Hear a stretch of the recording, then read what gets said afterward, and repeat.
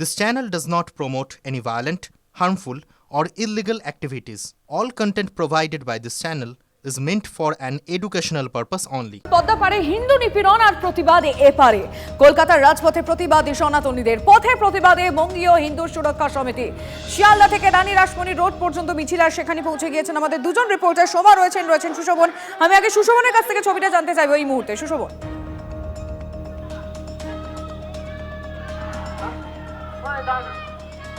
দেখো মৌলালি মোড়ে ইতিমধ্যেই সেই মিছিল চলে এসছে। শিয়ালদা স্টেশন থেকে যে মিছিল শুরু হয়েছিল খুব স্বাভাবিকভাবেই কিন্তু একেবারে এই মিছিল রানী রাসমণি রোডে যাবে এবং তাদের যে পূর্ব নির্ধারিত কর্মসূচি সেখানে তাদের সভা হওয়ার কথা। খুব যেটা গুরুত্বপূর্ণ যে এই মিছিলে কিন্তু প্রচুর যারা লোক তারা অংশগ্রহণ করেছেন। একটু জিজ্ঞাসা করবো আজকে আপনাদের একেবারে রানী রাসমণি রোডে গিয়ে মূলত কি বার্তা এবং আজকের এই মিছিল কি কারণ?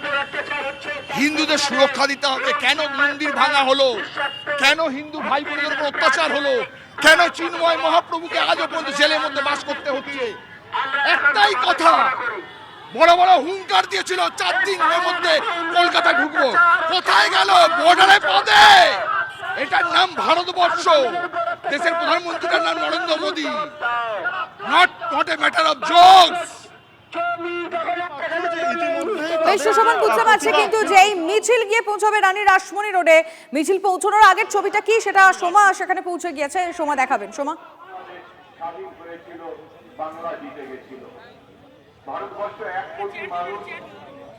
হ্যাঁ, একেবারে দেখো হিন্দু সুরক্ষা সমিতির তরফ থেকে রানী রাসমণি রোডে যে একটি সমাবেশের আয়োজন করা হয়েছে, ইতিমধ্যে কিন্তু সেই সমাবেশ দেখতে পাচ্ছ একেবারেই কিন্তু এখানে সাধু সন্ত থেকে শুরু করে সাধারণ মানুষ তারা কিন্তু এসে পৌঁছেছেন এবং বিশাল এক জনসভার আয়োজন করা হয়েছে। দেখতে পাচ্ছ ইতিমধ্যেই এখানে সাধু সন্তরা তারা কিন্তু এসেছেন এবং তারা কিন্তু একটা কথাই বলছেন, তারা কিন্তু বলছেন যেভাবে বাংলাদেশে হিন্দুদের ওপর অত্যাচার করা হচ্ছে এবং সাধু সন্তদের যেভাবে গ্রেফতার করা হয়েছে তাদেরকে অবিলম্বে মুক্তি দিতে হবে, সেই দাবিতেই কিন্তু আজকে রানী রাসমণি রোডে এই সভার আয়োজন করা হয়েছে।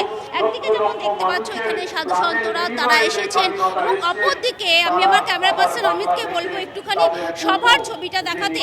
অর্থাৎ যে সভা মঞ্চ গড়ে তোলা হয়েছে ইতিমধ্যেই কিন্তু এখানে বিজেপির তরফ থেকেও কিন্তু দিলীপ ঘোষ তিনি এসে উপস্থিত হয়েছেন এবং এখনো পর্যন্ত আমরা যেটা জানতে পাচ্ছি যে শুভেন্দু অধিকারী তিনিও এখানে আসবেন। অর্থাৎ এই যে বিশাল জনসভা সেখানে কিন্তু তারা যোগদান করবে এবং মঞ্চ দেখতে পাচ্ছ এই মঞ্চ থেকে কি বার্তা দেওয়া হয় এটাই এখন দেখার রয়েছে। সুশোভন, তোমাকেও ধন্যবাদ।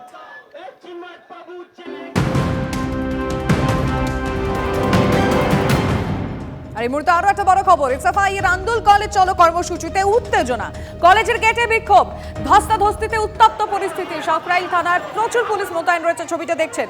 ছাত্র সংসদ নির্বাচন, কোর্সের খরচ কমানো, র্যাগিং মুক্ত ক্যাম্পাস সহ একাধিক দাবিতে মিছিল করে এসএফআই এবং সেই কর্মসূচিতে উত্তেজনা।